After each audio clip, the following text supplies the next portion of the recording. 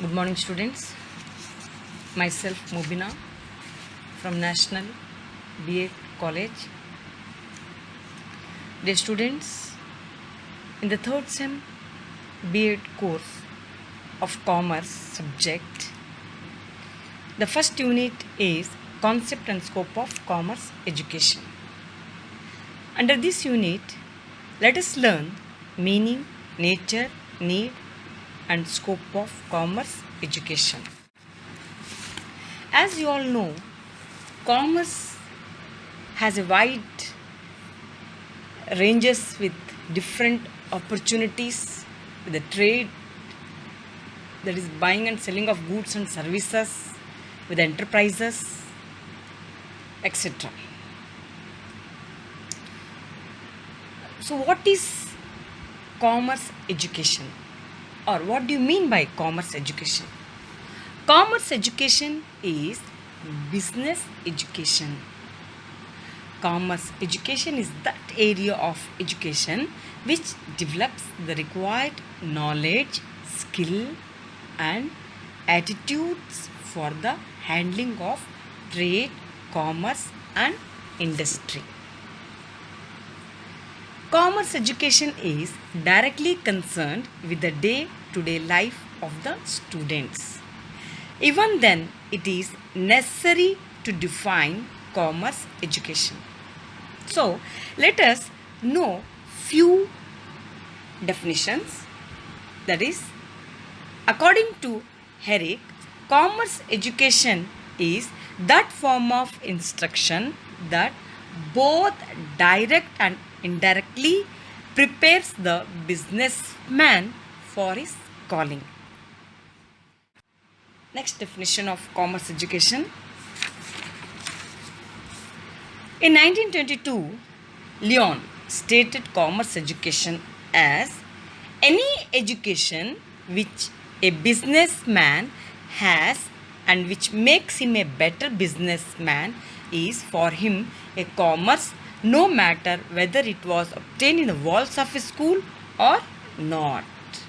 So these are the two definitions of commerce education. Next, let us know why there is a need and scope of commerce education. The main purpose of commerce education is to provide knowledge about the commerce and to prepare the students for vocational competency, including training and development of skill. Commerce education is useful for the students to understand the various aspects of changing of the ownership of goods and to know about the various aids which facilitates the central process of exchange. The next point, commerce education is aimed at giving adequate knowledge about the wholesale trade, retailers, exporters, importers, and entrepreneur trade. Moreover, it provides some knowledge about the movement of goods, etc. In this commerce education, it is included with the transportation, communication, insurance, warehousing, money, banking, finance, and mercantile agents. So these all are combined with the commerce, which helps the pupils to understand and follow in the commerce education. The main purpose of teaching accountancy is to make the students understand the importance of bookkeeping, its need and accuracy, neatness, orderliness, responsibility, honesty, etc. This helps the students to know how to prepare and interpret simple financial statement and reports. It aids the students for understanding the posting of business transactions in the various forms of accounts.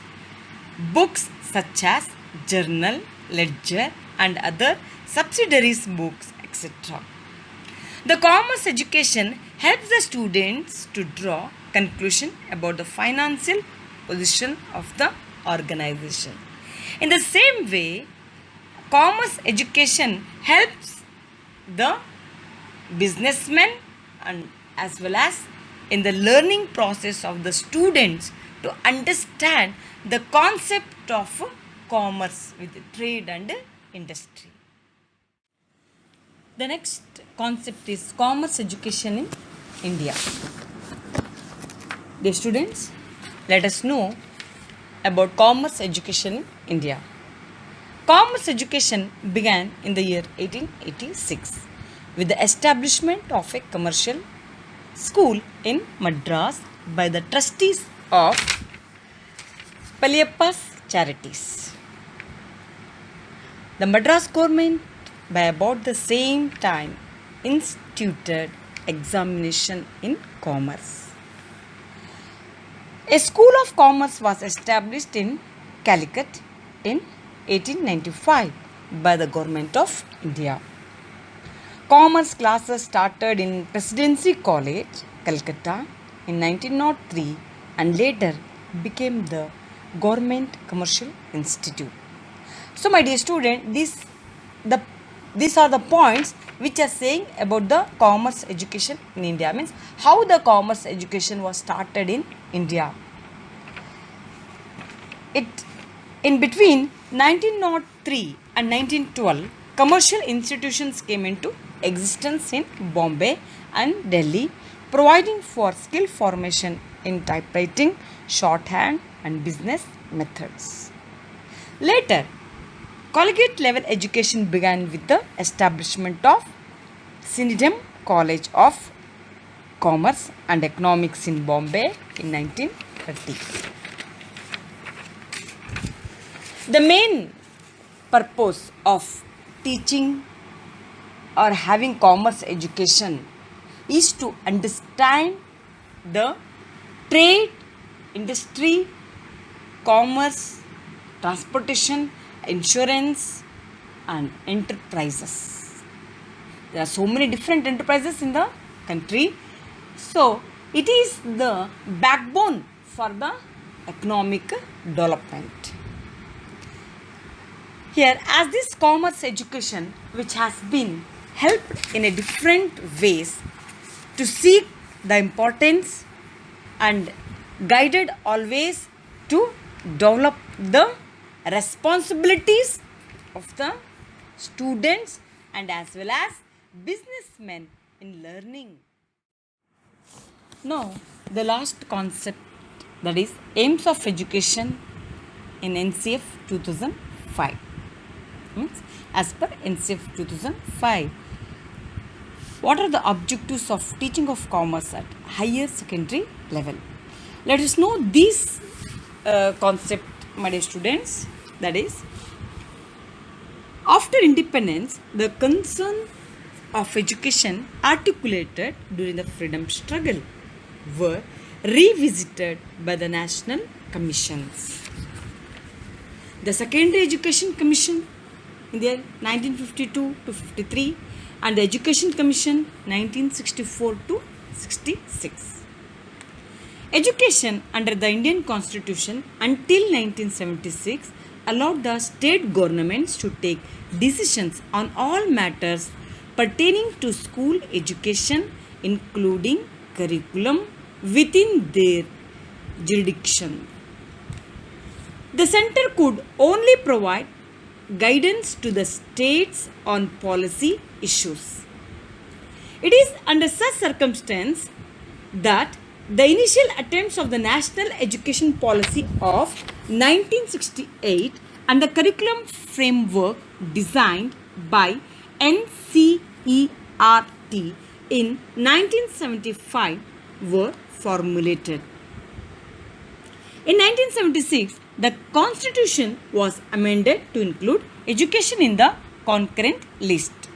And for the first time in 1986, the country as a whole had a uniform National Policy on Education, that is the NPE of 1986, recommended a common core component in the school curriculum throughout the country.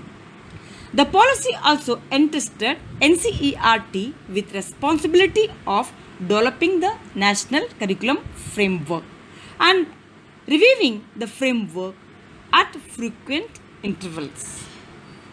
The basic concerns of education to enable children to make sense of life and develop their potential, to define and pursue a purpose and recognize the right of others to do the same stand uncontested and valid even today.